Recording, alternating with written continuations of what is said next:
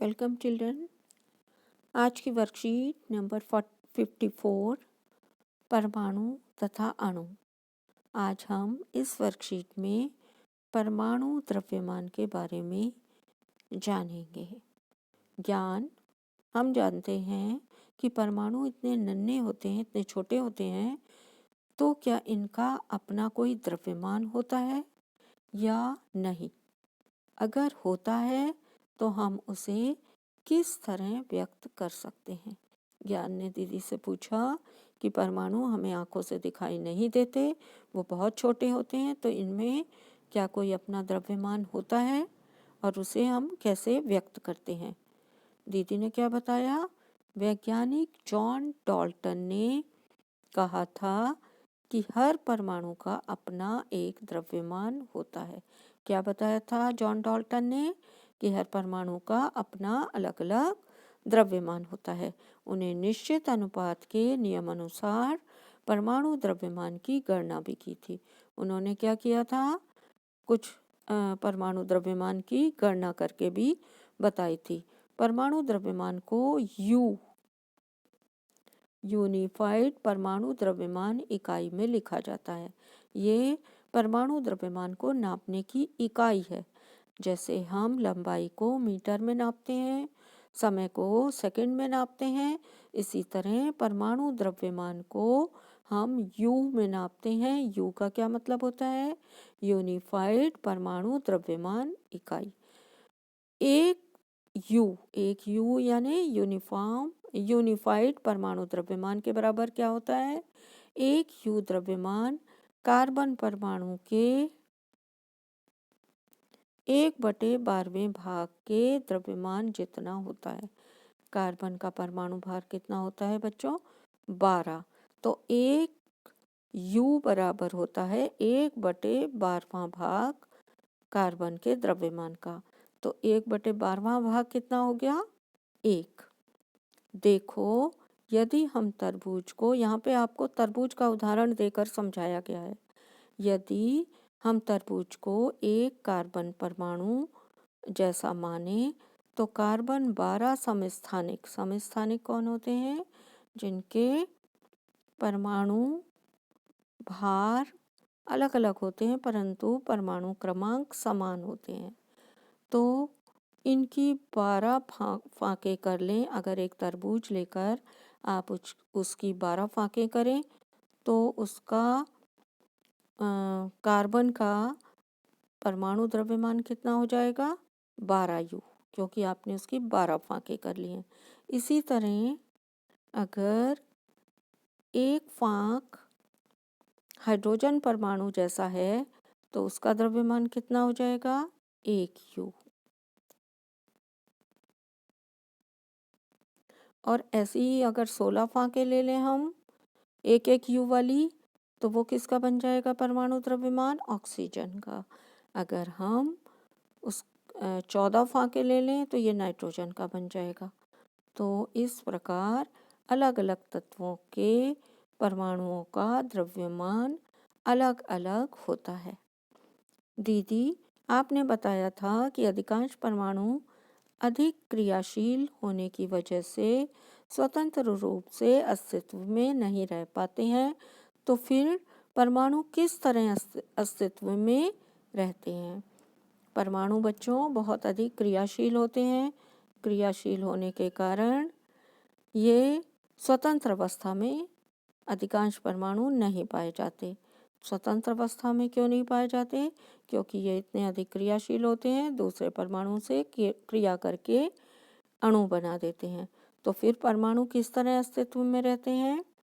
परमाणु आपस में अभिक्रिया करके अणु एवं आयन बनाते हैं, जो अत्यधिक संख्या में पुंजित या संगठित यानी मिलकर, जब ये परमाणु अणु आपस में, बहुत सारे परमाणु आपस में मिल जाते हैं तो क्या बन जाता है? पदार्थ, जिसे हम देख भी पाते हैं, महसूस कर पाते हैं और छू भी सकते हैं।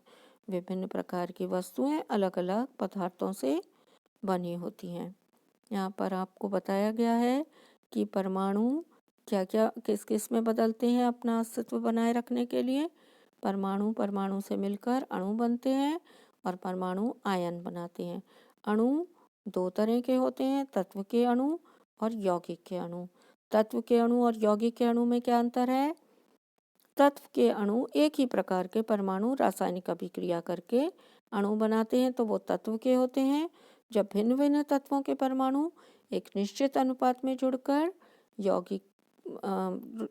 अणु बनाते हैं तो वो यौगिक के अणु कहलाते हैं। यौगिक में एक, दो या दो से अधिक तत्वों के परमाणु निश्चित अनुपात में रासायनिक रूप से संयोजित होकर अणु बनाते हैं। ऐसे अणु को हम कहते हैं यौगिक। और एक ही प्रकार के परमाणु जब जुड़कर अणु बनाते हैं उसको हम कहते हैं तत्व। तत्व में एक ही प्रकार के परमाणु होते हैं, जबकि यौगिक में अलग अलग तत्वों के परमाणु निश्चित अनुपात में क्रिया करके जुड़ते हैं और अणु बनाते हैं। इसी प्रकार आयन बनते हैं। आवेशित कणों को हम क्या कहते हैं? आयन। आयन का मतलब है जिस कण के ऊपर आवेश होता है, तो आवेशित कणों को आयन कहते हैं। इन पर धन अथवा ऋण आवेश होता है। आवेश कैसा होता है? या तो धन आवेश होता है या ऋण, दो तरह के आवेश हो सकते हैं। यहाँ पर आपको उदाहरण दिया गया है NaCl। ये एक यौगिक है जिसमें सोडियम और क्लोरीन दो तत्व के परमाणु ने रासायनिक रूप से संयोजन किया है। तो इसमें सोडियम Na के ऊपर कौन सा आवेश होता है? प्लस आवेश, अर्थात धनात्मक आवेश होता है। और क्लोरीन के ऊपर कौन सा आवेश होता है? माइनस, अर्थात ऋणात्मक आवेश होता है। अब स्वयं को जांचिए, क्या सभी पदार्थों के परमाणु द्रव्यमान एक जैसा होता है? स्पष्ट कीजिए। बच्चों, पदार्थ कब बनता है? पदार्थ बनता है अलग अलग प्रकार के अणुओं के संगठन से। अणु किससे बनते हैं? परमाणुओं से। तो क्या सभी पदार्थों का परमाणु द्रव्यमान एक जैसा होता है? नहीं, एक जैसा नहीं होता। क्वेश्चन नंबर 2 में आपसे पूछा गया है परमाणु द्रव्यमान इकाई क्या होती है? उदाहरण देकर बताइए। क्वेश्चन नंबर 3 में परमाणु किस प्रकार अस्तित्व में रहते हैं वो बताना है आपको, क्योंकि वो अणु बना लेते हैं और आयन बना लेते हैं। उदाहरण देकर समझाना है। और क्वेश्चन नंबर 4 में आयनों पर किस प्रकार के आवेश होते हैं उदाहरण सहित समझाना है। यहाँ पर आपके लिए आंसर लिखे हुए हैं। क्वेश्चन नंबर 1 में आपको बताना था सभी पदार्थों का परमाणु द्रव्यमान एक जैसा नहीं होता। अलग अलग पदार्थ अलग अलग परमाणुओं से मिलकर बने होते हैं। हर परमाणु का अपना एक द्रव्यमान होता है। एक यूनिफाइड परमाणु द्रव्यमान कार्बन परमाणु के 1/12वें भाग के द्रव्यमान जितना होता है। तो सभी पदार्थों के परमाणु द्रव्यमान अलग अलग होते हैं क्योंकि वो अलग अलग तरह के परमाणुओं से मिलकर बने होते हैं। क्वेश्चन नंबर 2 में आपको परमाणु द्रव्यमान को यू में मापा जाता है। यू क्या होता है वो समझाना था। तो परमाणु द्रव्यमान को हम किस में नापते हैं? परमाणु द्रव्यमान को हम यू इकाई है एक, इसमें नापते हैं। यू का क्या अर्थ होता है? यू का अर्थ होता है यूनिफाइड परमाणु द्रव्यमान इकाई। ये परमाणु द्रव्यमान को नापने की इकाई है।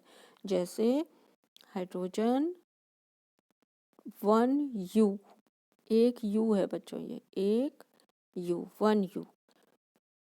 कार्बन 12U, नाइट्रोजन 14U और ऑक्सीजन 16U आदि। तो इस तरह हम अलग अलग तत्वों के परमाणुओं का जो परमाणु द्रव्यमान है वो अलग अलग होता है। यू यूनिफाइड परमाणु द्रव्यमान उनको नापने की इकाई है। क्वेश्चन नंबर 3, अधिकांश परमाणु अधिक अभिक्रियाशील होने के कारण स्वतंत्र अवस्था में नहीं पाए जाते। परमाणु आपस में अभिक्रिया कर अणु और आयन बनाते हैं और अपने अस्तित्व को बनाए रखते हैं, जो बड़ी संख्या में संगठित होकर पदार्थ बनाते हैं। तो इस प्रकार परमाणुओं का अस्तित्व बना रहता है। उदाहरण, जब एक ही प्रकार के परमाणु आपस में मिलकर अणु बनाते हैं तो वो क्या कहलाता है बच्चों? वो कहलाता है तत्व। तो यहाँ पर ऑक्सीजन का अणु बना हुआ है। ऑक्सीजन एक तत्व है। भिन्न भिन्न तत्वों के परमाणु निश्चित अनुपात में अभिक्रिया करके यौगिक बना देते हैं। यहाँ पर 2 परमाणु हाइड्रोजन और 1 परमाणु ऑक्सीजन जब आपस में जुड़ जाते हैं रासायनिक रूप से निश्चित अनुपात में 2:1 के में, तो क्या बन जाता है? एक अणु जल का बन जाता है। क्वेश्चन नंबर 4 में पूछा गया है आपको किस प्रकार के आवेश पाए जाते हैं। आवेशित कणों को आयन कहते हैं। इन पर धन आवेश अथवा ऋण आवेश होता है। किसी कण पर या तो धन आवेश होता है या ऋण, 2 तरह के आवेश होते हैं। NaCl का उदाहरण दिया है आपको। NaCl में सोडियम के ऊपर Na सोडियम के ऊपर धन आवेश है, जबकि क्लोरीन के ऊपर एक ऋण आवेश है। Thanks for watching.